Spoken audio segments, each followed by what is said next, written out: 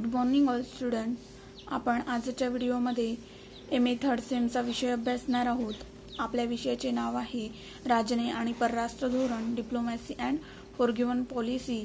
यामध्ये आपण 2 युनिट बघितलेले होते आणि तिसऱ्या युनिटला आपण सुरुवात करणार आहोत. तिसऱ्या युनिटचे नाव आहे अंतर्गत आणि बहिर्गत विदेश नीतीचे घटक. अंतर्गत आणि बहिर्गत जे विदेश नीतीचे घटक आहेत, तर त्या विदेश नीतीच्या घटकाविषयीची माहिती आपण आज बघणार आहोत. त्यामध्ये आपण प्रस्तावनेमध्ये बघूया. सर्वप्रथम, आधुनिक काळामध्ये कोणतेही राज्य हे दुसऱ्याची मदत घेतल्याशिवाय आणि दुसऱ्या राष्ट्राला सहकार्य दिल्याशिवाय, दुसऱ्याला मदत दिल्याशिवाय आणि दुसऱ्याकडून मदत घेतल्याशिवाय कोणतेही कार्य हे पूर्ण करू शकत नव्हते. राष्ट्रांचे परावलंबित्व वाढल्यामुळे प्रत्येक राष्ट्राला दुसऱ्या राष्ट्राचे मित्रत्वाशी संबंध प्रस्थापित करूनच आपल्या राष्ट्रीय हितसंबंध जोपासावे लागत होते. राष्ट्रामध्ये परावलंबित्वाची ही प्रक्रिया वाढल्यामुळे काय होत होतं की एक दुसऱ्यांची मदत घेतल्याशिवाय कोणतेही कार्य हे पूर्ण होऊ शकत नव्हते. त्याच पद्धतीने राष्ट्रीय हितसंबंधाची जोपासना आणि संवर्धन करावेच लागते. जे राष्ट्रीय हितसंबंध आहे, तर त्या राष्ट्रीय हितसंबंधाची जोपासना ही करावीच लागत असते. ह्या दृष्टीने राष्ट्रामध्ये मित्रत्वाचे संबंध निर्माण करणारी आणि आपल्या राष्ट्राचे हितसंबंध जोपासणारी तात्विक योजना म्हणजे विदेश नीती होय. यामध्ये काय म्हटलंय की ह्या दृष्टीने राष्ट्रामध्ये जे हितसंबंध जोपासणारी आणि आपल्या राष्ट्राचे हितसंबंध कशा पद्धतीने चांगले होईल यासाठी प्रयत्न करणारी जी प्रक्रिया आहे त्यालाच आपण विदेश नीती असे संबोधत असतो. यामधील जे शास्त्रज्ञांनी व्याख्या दिलेल्या आहे त्या बघूया. चार्ल्स बर्टन मार्शलच्या मते, राज्याने आपल्या सत्तेबाहेरील क्षेत्रात प्रभाव टाकण्यासाठी अवलंबिलेली कृती म्हणजेच विदेश नीती. राज्याने आपल्या सत्ताबाहेरील क्षेत्रावर प्रभाव टाकण्यासाठी जी कृती केली आहे किंवा अवलंबन त्या कृतीचं केलेलं आहे त्यालाच आपण विदेश नीती म्हणतो. सत्तेबाहेरील म्हणजे आपली जो भाग आहे तो भाग सोडून दुसऱ्या क्षेत्रामध्ये जी सत्तेचे प्रस्थापन करण्यासाठी जे कार्य केले जात असते किंवा सत्तेचे प्रस्थापन केल्या जात असते त्यालाच आपण विदेश नीती असे संबोधत असतो. पीटरच्या मते, आंतरराष्ट्रीय संबंधात राष्ट्रीय योजना व विदेशी सेवा यांच्या कार्यपद्धतीचे व राष्ट्रीय उद्दिष्टांच्या पूर्ततेसाठी केलेली प्रयोजन म्हणजे विदेश नीती होय. आंतरराष्ट्रीय संबंधात राष्ट्रीय योजना व विदेशी सेवा. आंतरराष्ट्रीय संबंधामध्ये जे विदेशी सेवा आहे, तर त्या सेवांची योग्य त्या प्रकारे कार्य करण्यासाठी केलेली पद्धतशीर आणि कार्यपद्धतीनुसार केलेले कार्य म्हणजेच विदेश नीती होय. हर्टमनच्या मतानुसार राष्ट्रीय हिताच्या संवर्धनासाठी जाणून बुजून तयार केलेली कृती. हर्टमनच्या मतानुसार काय सांगितलेलं आहे की जाणून बुजून जी क्रिया केली जात असते त्यालाच आपण विदेश नीती असे संबोधत असतो. त्यानंतर बघूया आपण विदेश नीतीचे स्वरूप. विदेश नीतीच्या स्वरूपामध्ये बघूया. आपल्याला इथे 6 स्वरूप दिलेले आहे. स्वरूपामध्ये सर्वप्रथम परकीय संबंधाचे धोरण, सेकंड मध्ये आहे राष्ट्रीय हितसंबंध, थर्ड मध्ये आहे परराष्ट्रावर पडणारा प्रभाव, फोर्थ मध्ये आहे सर्वोच्च सत्तेद्वारे निर्मिती, फिफ्थ मध्ये आहे परराष्ट्र मंत्रालयातर्फे अंमलबजावणी, 6 मध्ये आहे शासन पद्धतीनुसार निर्मिती. फर्स्ट मध्ये बघूया विदेश नीतीच्या स्वरूपामध्ये. कोणत्याही देशाची विदेश नीती म्हणजे तेथील केंद्र शासनाने इतर देशांशी संबंध प्रस्थापित करण्यासाठी निर्धारित केलेले धोरण होय. असे संबंध प्रस्थापित करण्यासाठी करार किंवा राजनयाचा आधार घ्यावा लागतो. कोणत्याही देशाची जी विदेशी नीती म्हणजेच तेथील केंद्र शासनाचे इतर देशांशी संबंध प्रस्थापित करण्यासाठी केंद्र शासनाचे इतर जे देश आहे, तर त्या इतर देशांशी योग्य त्या प्रकारे संबंध प्रस्थापित करण्यासाठी आणि आपल्या देशाचा किंवा आपल्या राज्याचा विकास कशा पद्धतीने होईल यासाठी जी प्रक्रिया चाललेली असते, तर या प्रक्रियेलाच आपण विदेश नीती असे संबोधत असतो. किंवा असे संबंध प्रस्थापित करण्यासाठी जे करार किंवा राजनयाचा यामध्ये उपयोग केला जात असतो.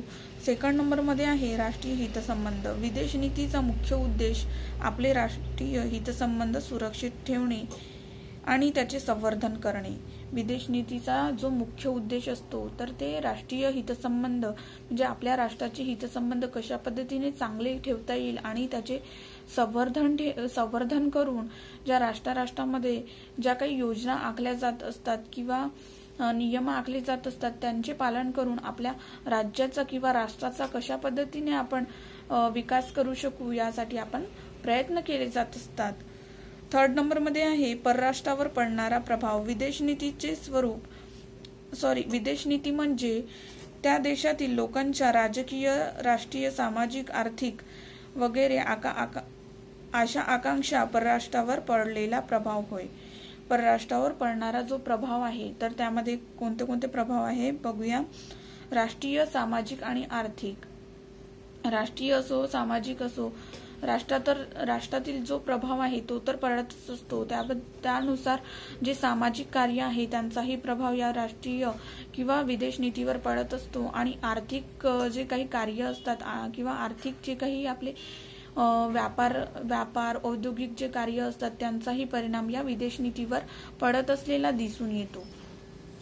सर्वोच्च सत्तेद्वारे निर्मिती. 4th नंबरमध्ये आहे स्वरूपामध्ये सर्वोच्च सत्तेद्वारे निर्मिती. अशा विदेशी नीतीचा निर्माण करण्याचा अधिकार देशातील सर्वोच्च सत्तेलाच असतो. अशा ज्या विदेश नीतीची रचना किंवा निर्माण करण्याचा अधिकार सर्वोच्च सत्तेलाच दिलेला असतो.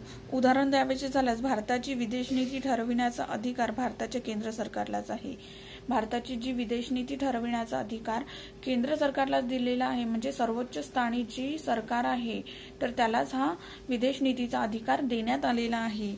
भारताच्या घटक राज्यांना विदेश नीती ठरविण्याचा अधिकार नाही. भारताचे जे घटक राज्य आहे त्यांना हा अधिकार दिलेला नाही तर केंद्र सरकारला हा अधिकार दिलेला आहे.